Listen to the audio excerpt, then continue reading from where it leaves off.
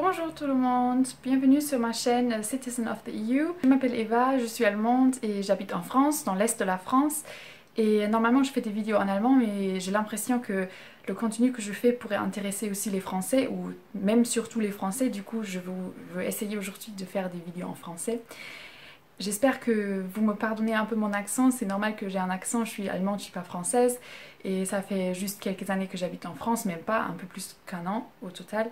Du coup voilà, aujourd'hui j'aimerais vous raconter un peu pourquoi je suis en France, pourquoi j'habite ici et ce qui était un peu le chemin qui m'a amené à cette vie en France.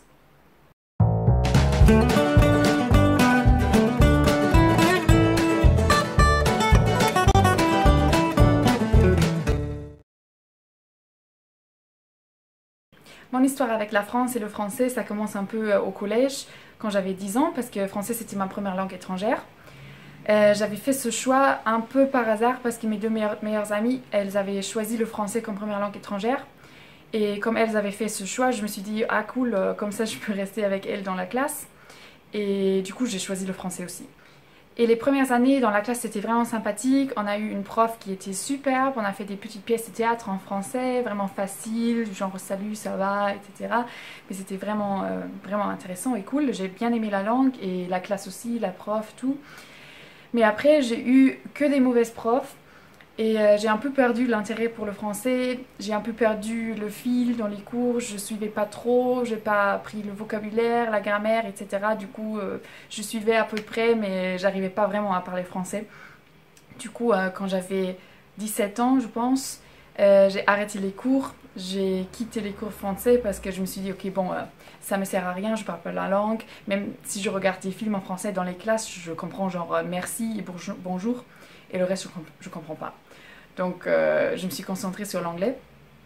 Et c'était après un peu par hasard que j'ai repris le français à l'université.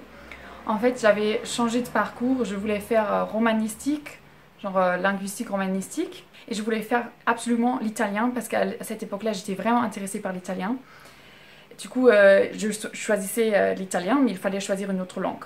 Donc j'avais le choix entre espagnol, portugais et français, et je parlais ni espagnol ni portugais. Et du coup, j'ai choisi français. J'ai un peu repris mes cours, j'ai regardé les livres de grammaire pour me préparer à la rentrée d'université. Et c'est quand j'ai repris le français, et c'était la première fois aussi que j'avais une prof natif. Et ça a changé tout pour moi parce que tout d'un coup, je commençais à comprendre des vrais français. Au début, c'était très très dur, mais après, ça a vachement amélioré et ça m'a donné un peu l'intérêt pour la langue. Après, j'ai pas fini ces études en romanistique, j'ai changé dans le parcours sciences économiques. Mais là-bas, il y avait des cours de langue économique, genre business English, français économique, des choses comme ça. Et là, j'ai choisi des cours en français économique. Ça aussi, c'était avec des profs natifs, c'était très très intéressant, j'ai bien aimé la langue et puis au fur et à mesure, j'ai amélioré mes connaissances en français. Et après, c'était un peu aussi par hasard, je suis allée en Erasmus à Paris. C'était pas vraiment mon choix, mais pour plusieurs raisons, j'ai fini là-bas. Et c'était vraiment une des meilleures choses que j'ai fait de ma vie parce que ça a tout changé pour moi, je pense. Parce que j'ai tellement kiffé ce semestre là-bas, c'était vraiment vraiment cool. Le système universitaire m'a beaucoup plu, beaucoup plus que le système allemand en fait, parce que le système allemand c'est très théorique. Et à l'université où j'étais en France, c'était très très pratique. Donc j'ai bien aimé. Et après, aussi parler français tous les jours, au quotidien, dans la boulangerie, au supermarché, partout avec les vrais Français, regarder des émissions à la télé, écouter la langue tous les jours. Oui, pour moi, ça a vraiment fait la différence. J'ai amélioré mon français et tous les jours, c'était un vraie aventure parce que quand tu vas au supermarché, à la boulangerie, tu sais pas vraiment ce qui t'attend, si tu vas comprendre la vendeuse ou voilà. Du coup, quand je suis retournée en Allemagne après l'Erasmus, j'étais vraiment, vraiment, vraiment triste. J'avais comme une petite dépression parce que la France m'a trop manqué. Mais il fallait que je finisse ma licence. Donc j'ai fini ma licence. Mais je me suis dit direct, ok, il faut que je retourne en France après ma licence pour mon master. Et c'est ce que j'ai fait. Et j'ai cherché des programmes, j'ai postulé dans plusieurs universités. Et au final, j'ai été acceptée dans une université à l'est de la France.